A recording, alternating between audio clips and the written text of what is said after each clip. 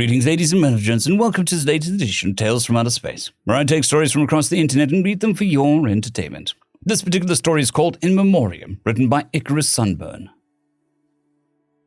There is an old firearm on the bridge of my ship. It's ancient and obsolete. A heavy, long-barreled thing of flat black aluminium alloys and scratched green synthetic plates and handles. Its ammunition has not been manufactured in mass for almost 150 star cycles. It had to be handmade and was never made by any member of the Combine.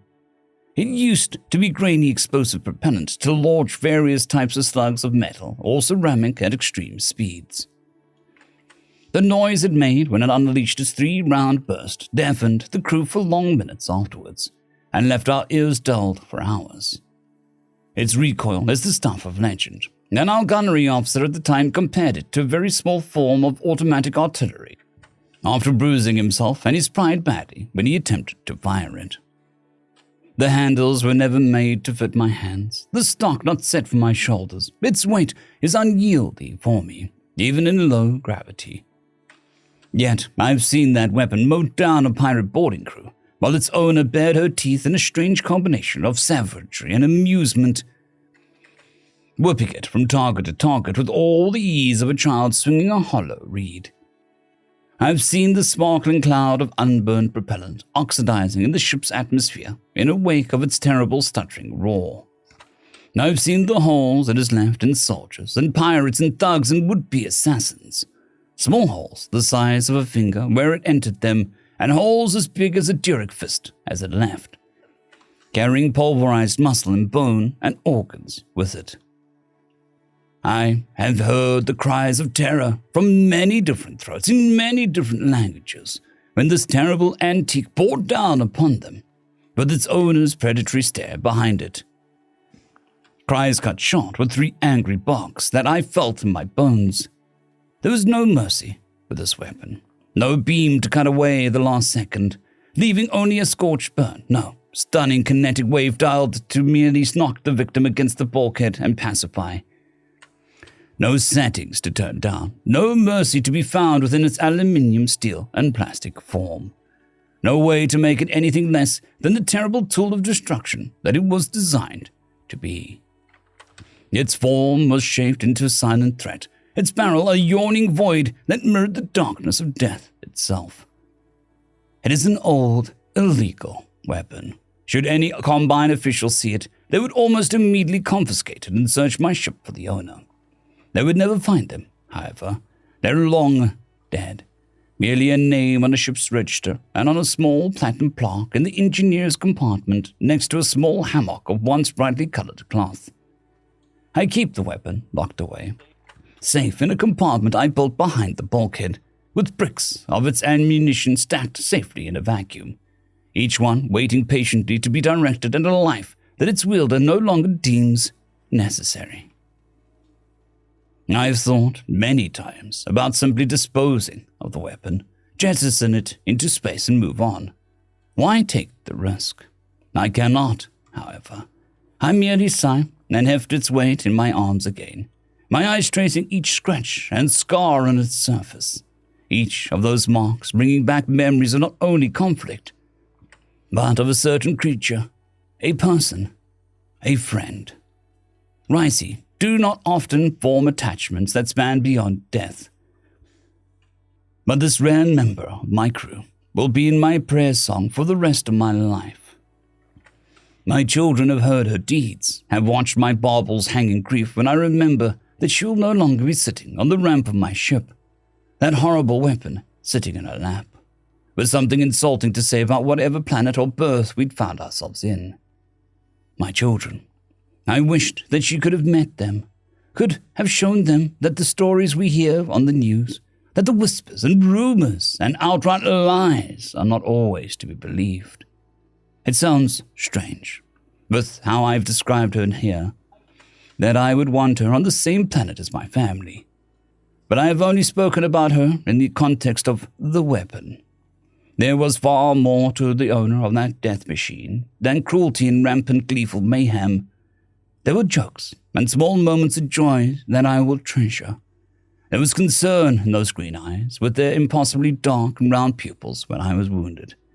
There was a sense of duty and camaraderie in her actions when she fought for and with the crew.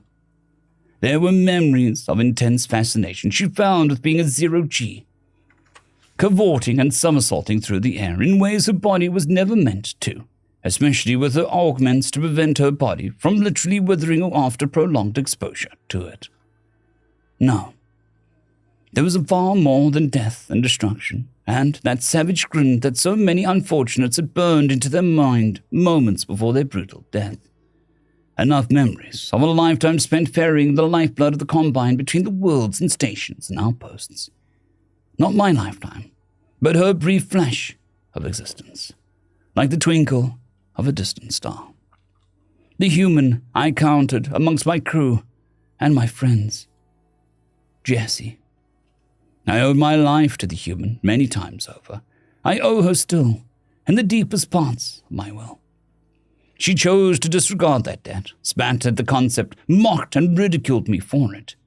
Humans don't think that way, you see. They understand repayment, but to hold that debt as sacred as the Ricey do, she would have none of it. You are a goddamn captain, she'd say. You can't feck in command if you're always worried about serving me in crap. I don't need you taking some arsehole shot that was meant for me out of a fecking duty.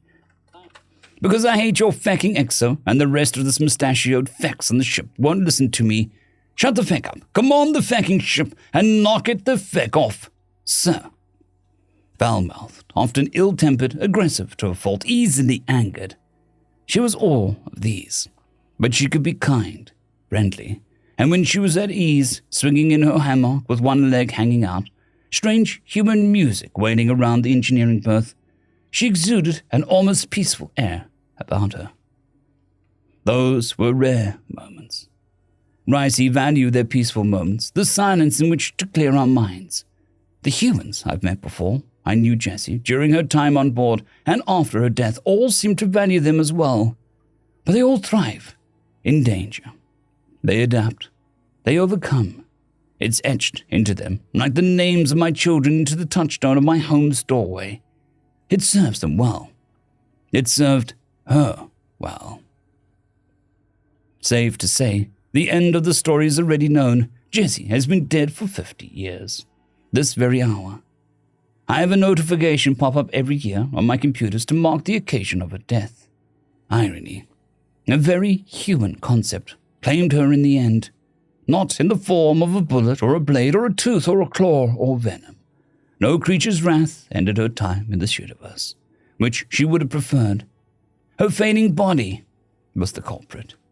Time, the greatest killer in this universe, was the only thing that could stop Jessie's grand march through the stars, and humans only live a century at most. No matter how many artificial organs they stuff into themselves, or how much they reinforce their thick matter of their brains against decay, entropy claims all of us in the end. At 68 years of age, merely 43 of those spent crewing for me, time itself was forced to take her on. I have no doubt that somewhere in some plane of the universe in which time is a physical being, it has an incredible set of injuries from the night in which it chose to disrupt Jessie's sleep for something as mundane as death. End of story. Story number 2, The Worst Way to Feck Up When Dealing with Humans, written by Victor Stain. One ship, one flogging ship. That was all it took to bring down my empire. Emperor Wolf the 39th was sitting in a battered, burned and barely functioning lifepod as he orbited what was once his home. The planet below him was once a beautiful piece of art, with the purple forests, sparkling water and wondrous cities, with architecture that could only be dreamed of by other races. All of that was gone. The water was a disgusting mix of brown and green from the unholy amounts of his people's blood and countless tons of pollution. The forests were burned, leaving nothing but a scarred and scorched earth. What little was left would soon be cinders. And his cities, oh, how he mourned for them. The once awe-inspiring spires and centers of commerce, as well as dwellings, nothing more than mounds of rubble, with whatever scrap was found being repurposed into ships in a vain effort to save the elites, what remained of them, at least. In just over a year, his glorious empire was shattered and brought to its knees by some upstart race of weak, bipedal, fleshy mammalian apes. The very fact that such a race was alive and survived long enough to be brought onto the galactic stage sickened and offended the Emperor and many other Voran. Just when our dear Emperor thought it couldn't get any worse, it did. His communication hub suddenly crackled to life with an audio message. Emperor Vlorf Griddled Leg of the Avenura Empire. This is Admiral Julia Hernandez of the Terran Collective. You are to be put on trial, along with other members of your military and supposed elites. We are about to intercept your orbit, and you will be held within the TCSM Spite as a prisoner. Any attempt at violence or harassment can, and most probably will, be met with your quick and very bloody execution. All attempts to flee are futile. If you are found to already be dead, we may attempt to revive you for the previously mentioned trial. Tears of anger and anguish spilled from the Emperor's eyes, and as the gargantuan ship that was the Spite loomed over the horizon, he let out a scream, which he hoped would cause any within the system to go deaf. Of course, the void remained cold, uncaring, and silent, leaving his screams to echo and reverberate in only his skull. In the hangar bay of the Spite, 40 Marines surrounded the battered life pod that rested on the floor, many stealing glances to the Admiral who, unlike the rest of them in armor, wore only her dress uniform. With a small hand gesture from her, one Marine moved forward and activated the pod's door. As soon as the hatch was open enough, the Emperor burst forth in a blind rage, his only goal to strangle the life out of the Admiral with his own graspers. The Marines instantly aimed their weapons towards him, but did not fire. The Emperor did not notice nor care. His entire being was focused on charging the savage ape that barely came up to his first frills. Just as he leapt to tackle her, his prey had vanished. Before he even touched the ground, he felt 2 of his back limbs get torn off. He howled in pain, and as he turned to face the beast, a boot seemed to materialize beside his face, before slamming into it and shattering one of his mandibles.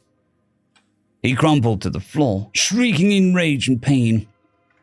A shriek that, when later asked about it, a certain Marine stated that it sounded like a 12-year-old who just lost a match in either Halo or COD.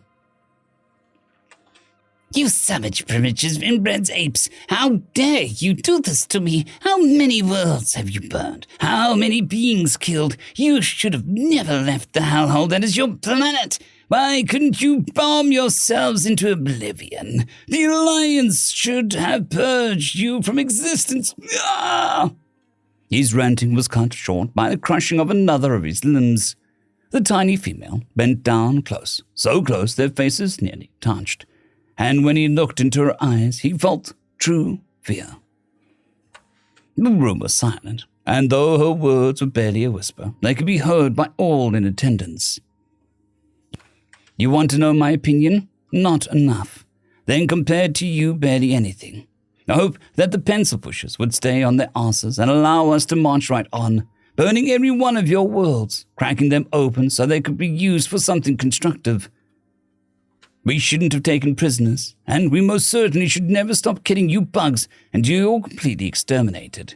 Now let me ask you, how many has your empire killed? How many systems have you burned? How many have you enslaved? How many children have you murdered? The Emperor couldn't react.